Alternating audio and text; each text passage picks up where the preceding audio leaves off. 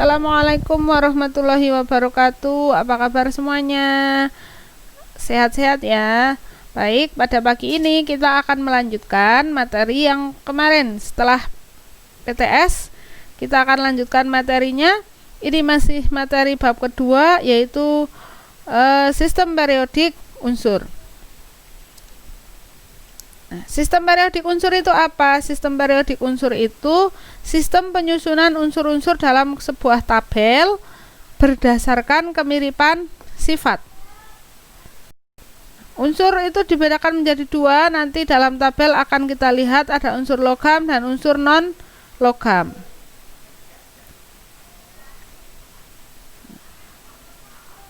Sebelum kita membahas tentang tabel periodik unsur yang sudah kita lihat sekarang, itu ada perkembangannya. Jadi dari awal ditemukan itu tidak langsung seperti yang kita lihat sekarang, tapi ada perkembangannya. Ini ada beberapa, kalian nanti bisa baca sendiri, mulai dari triad. Yang pertama menemukan, kemudian ada sistem oktav, kemudian ada sistem periodik pendek. Selanjutnya ada sistem periodik Lothermeyer, kemudian ada sistem periodik bentuk modern. Nah, ini yang akan kita bahas. Dalam sistem bentuk modern ini, unsur-unsur disusun berdasarkan kenaikan nomor atomnya. Nomor atom itu yang mana? Nomor atom itu kalau di tabel periodik unsur yang atas. Ini yang atas, angka yang atas yang tidak ada komanya ini. Oke. Kita lihat yang lebih jelas ini ya. Ini nomor atom yang atas ini.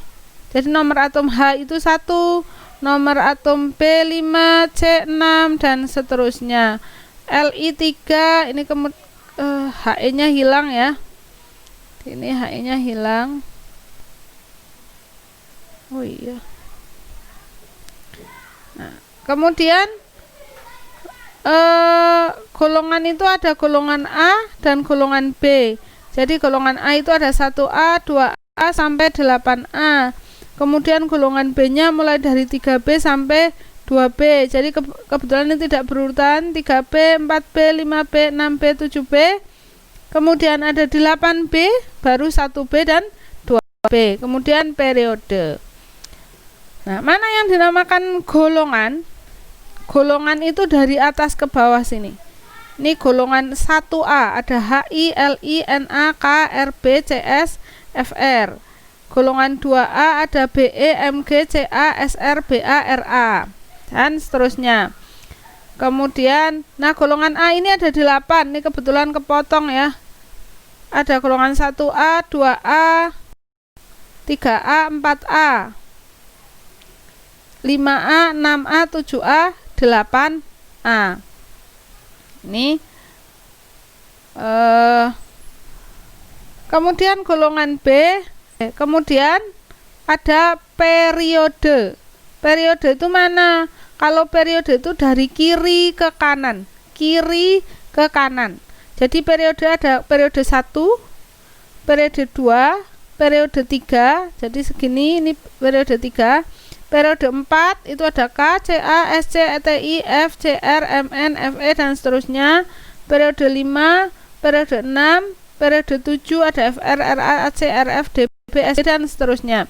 Itu ya. Jadi yang horizontal itu namanya periode, yang berdiri atau vertikal namanya golongan.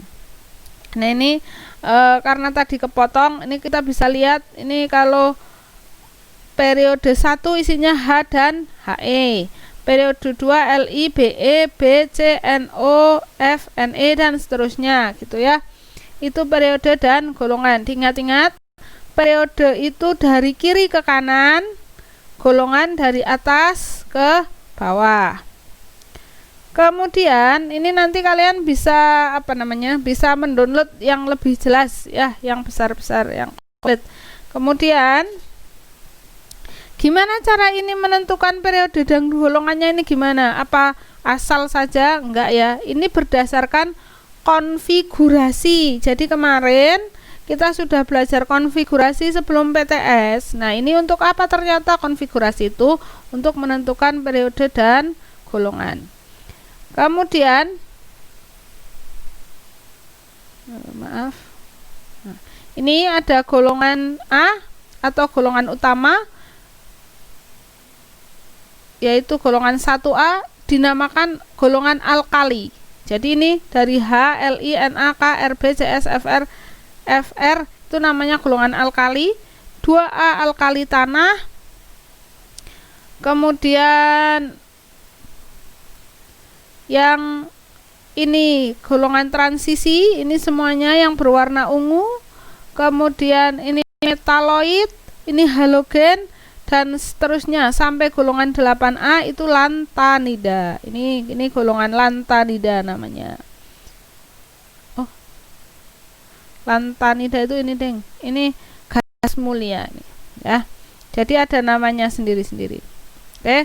Kemudian gimana cara menentukan letak dari unsur itu ada di golongan berapa? Apakah Na di golongan 1A? Kenapa? Gitu. Nah, ini cara menentukannya. Ini cara menentukannya. Jadi periode itu sama dengan jumlah kulit. Contoh A, konfigurasinya 284. Berarti jumlah kulitnya ada kulit K, kulit L, kulit M. Ada 1, 2, 3. Ada 3 kulit, maka periode 3. Kemudian golongannya sama dengan jumlah elektron valensi. Valensi itu elektron yang berada pada kulit paling luar. Jadi misalnya A, 284. Paling luar berapa? 4. Berarti dia golongan 4A.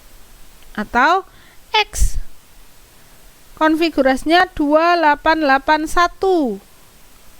Periodenya berdasarkan jumlah kulitnya kita hitung 1, 2, 3, 4. Berarti periode 4.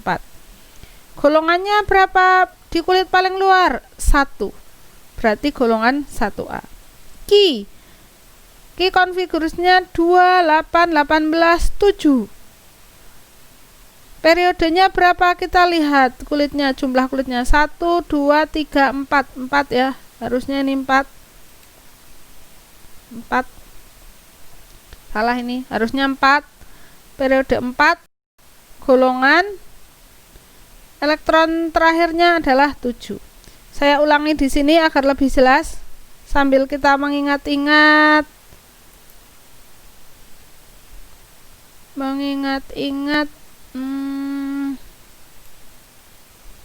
apa ya, cara membuat konfigurasi.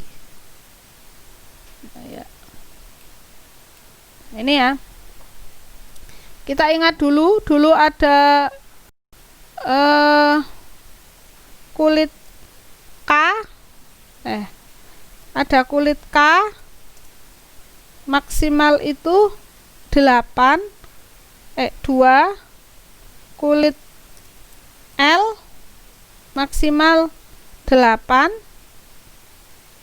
Kulit M maksimal 18 dan seterusnya ya, berdasarkan 2N pangkat 2. Nah, kita lihat ini juga sama. Ini mengisinya mulai dari kulit K. Kulit K maksimal berapa? 2. Kemudian kulit L maksimal berapa? 8. Nah, ini sudah berapa yang terpakai? Sudah 10. 2 tambah 8 10. Padahal A punya 14. Berarti berapa elektron yang belum kepake? 4. Nah, sehingga konversinya 284. Nah, sekarang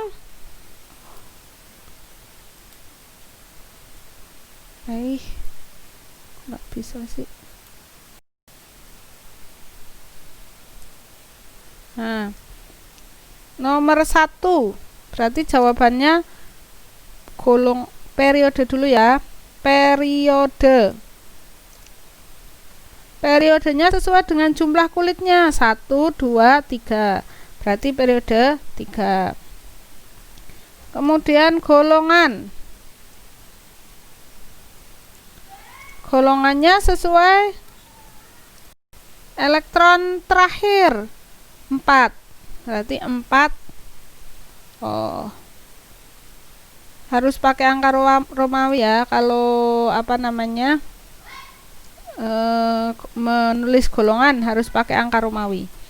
Kemudian nomor 2, sebelum kita menentukan periode golongan, kita buat dulu konfigurasinya sama 2 X punya 35 elektron ya, 2 K maksimal 2, kemudian L maksimal 8, kemudian M maksimal 18. Nah, sampai sini sudah ada berapa elektron yang terpakai? 2 tambah 8, 10, tambah 18, 28. 28 elektron yang sudah dipakai, padahal X punya 35. Berarti masih berapa yang belum kepakai? 7. Maka periodenya 1,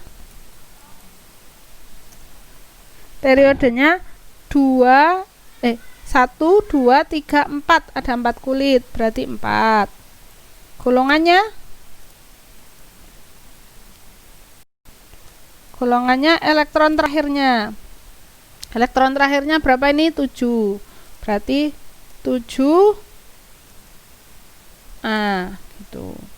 Nomor 3. Nah, nomor 3 itu dia punya 19. Nah, ini ada satu catatan kecil bahwa elektron di kulit paling luar itu tidak boleh lebih dari 8. Jadi ini angka-angka yang terakhir ini tidak boleh lebih dari 8. Terus gimana? Kita coba ya. Ki punya 18 buah elektron. Ingat, Ki punya 18 buah elektron. 2 elektron dikasihkan di kulit K. Kemudian 8 elektron dikasihkan di kulit L. Kemudian harusnya 18. Tapi Ki itu cuma punya 19. Sudah dipakai K2, sudah dipakai L8. Berarti sisanya tinggal 9. Kita tidak boleh langsung menuliskannya 9 seperti ini. Karena apa? Karena golongan itu tadi cuma sampai 8A. Tidak ada golongan 9A. Makanya terus gimana? Maka kulit M diisi dengan jumlah elektron di bawahnya. Setelah 18 itu berapa? 8. Berarti kita isi sini 8. Nah, ini sudah berapa elektron yang kepake? 18. Sisanya 1. Nah, oleh karena ini periode berapa ini? Kita hitung. Berapa kulitnya? 1, 2, 3, 4. Oh, 4. Kemudian golongannya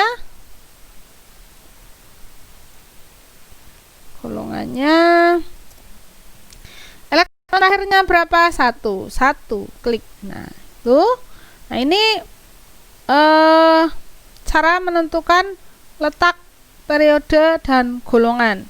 Jadi golongan ini unsur A terletak pada periode 3, golongan 4A.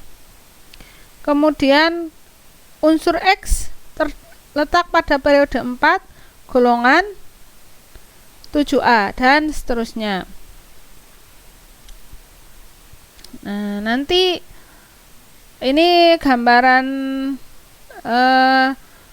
secara umumnya dulu ya. Nanti saya kasih video yang khusus membahas tentang penentuan periode golongan ini dengan contoh yang nyata. Jadi pakai unsur ini ya. Nah, kemudian setelah itu sifat-sifat dari tabel periodik unsur itu. Yang pertama, sifat pertama adalah jari-jari atom. Jari-jari itu apa? Jarak dari inti atom sampai kulit terluar. Itu namanya jari-jari atom. Jadi jaraknya ini. Nah, ini jari-jari atom. Dan jari-jari atom itu dalam satu golongan dari atas ke bawah akan semakin panjang.